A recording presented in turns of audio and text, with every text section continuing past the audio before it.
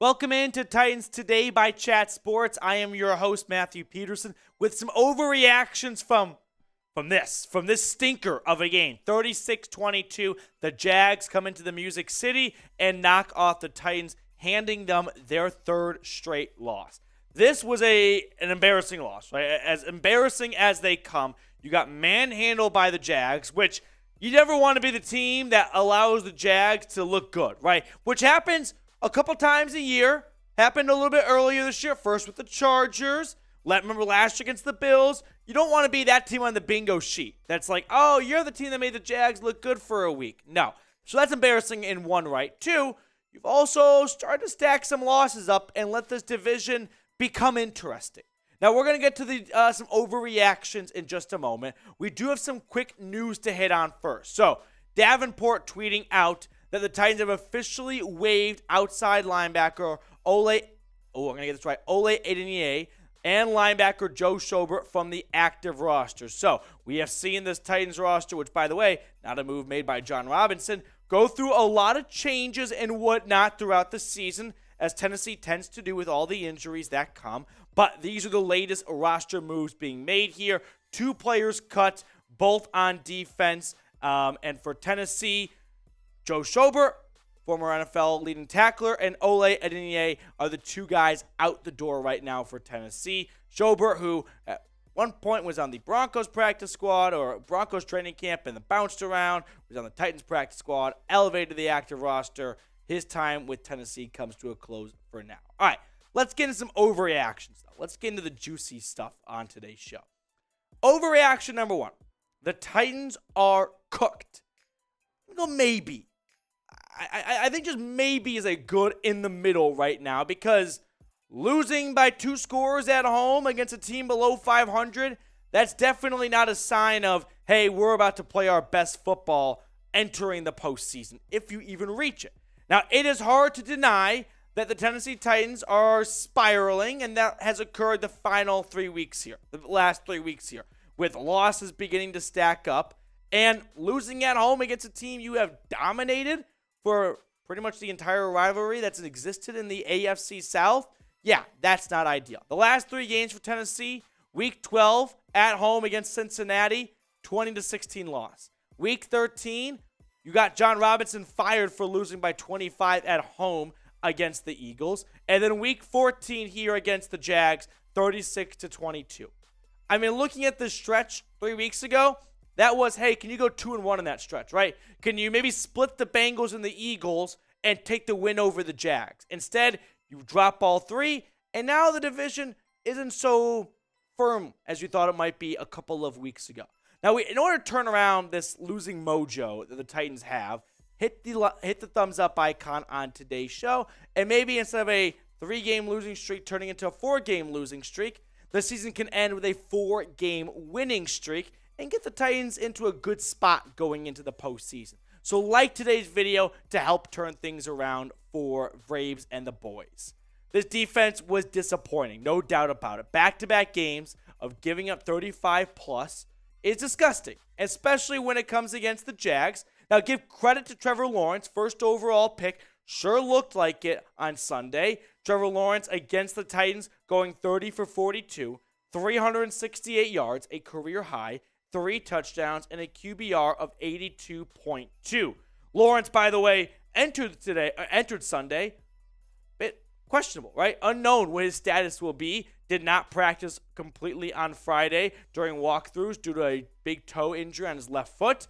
But Trevor Lawrence played his best ball despite that. Evan Ingram, by the way, speaking of former first-round picks, 11 grabs, 162 yards, and 2 touchdowns.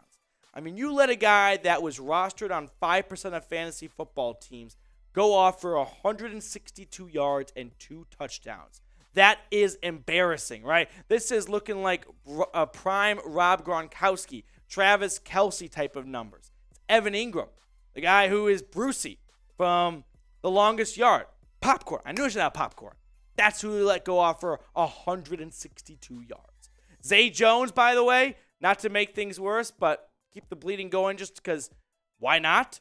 8 grabs, 77 yards, and 1 touchdown. We'll get into more overreactions in just a moment. But are the Titans cooked? Yes or no? You know what I mean?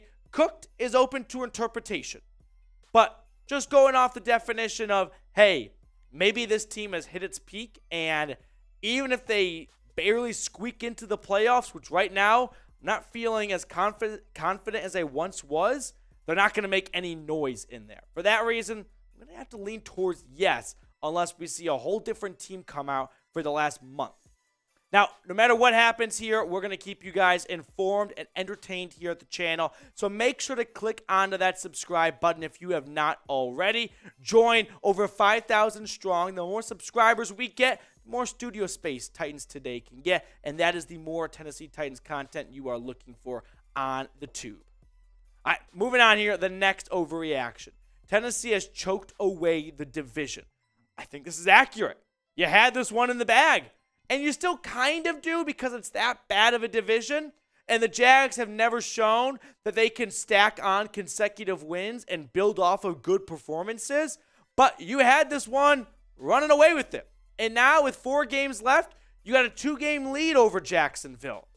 I'm not confident that the Tennessee Titans are going to fend off the Jacksonville Jaguars. I mean, the Colts and the Texans, I think, the Texans are well out of it. The Colts are well out of it too. But the Jags, they're right there at 5-8. If they start stacking up some wins and go in hot, who's to say Tennessee's going to fend them off? The remaining schedule for Tennessee, not super easy. You got the Chargers on the road. They looked really good last night. You got the Texans. That should be a gimme win, although the Texans showed life on Sunday against Dallas. Speaking of Dallas, Week 17 against the Cowboys. And then you wrap up the season against the Jags. If the Jags win that one, they're going to have the tiebreaker. That's also going to get them 1 game closer. So then you just need Tennessee to drop another game there, and all of a sudden, they're even Stevens. Now, as for the Jags, their remaining schedule, a bit more favorable. They've got the Cowboys, too. They've got the Jets. I think the Jets are a worse team than the Chargers. Then you got the Texans as well, and then they have the Titans.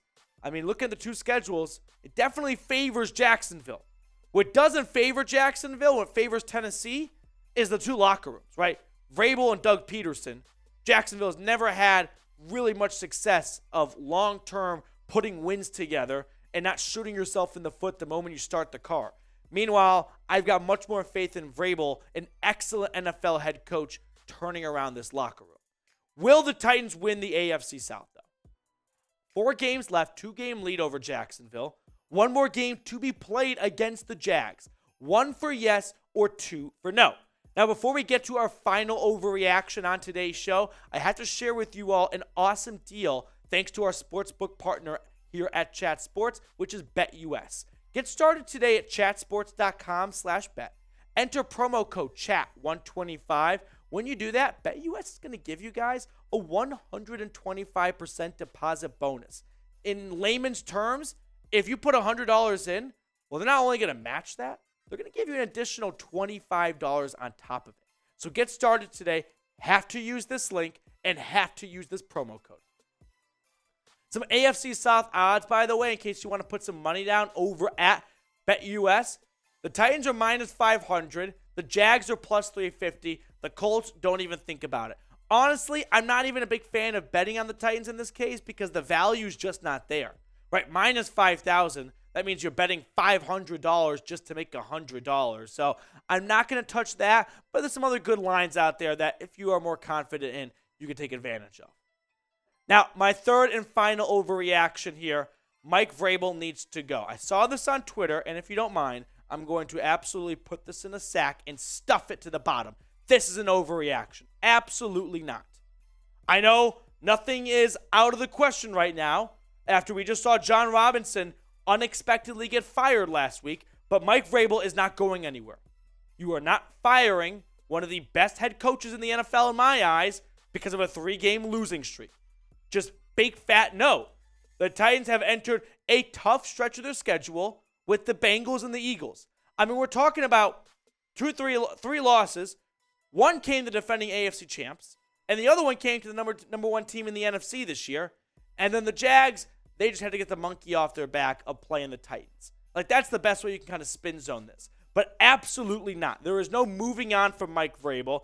even if they have an ultimate meltdown and miss the playoffs this year, I'm still not firing Vrabel. I mean, Vrabel's had a phenomenal track record in Tennessee. Comes in first season, 9-7, 9-7, and then the wins really started to pour in. 11-5 in 2020.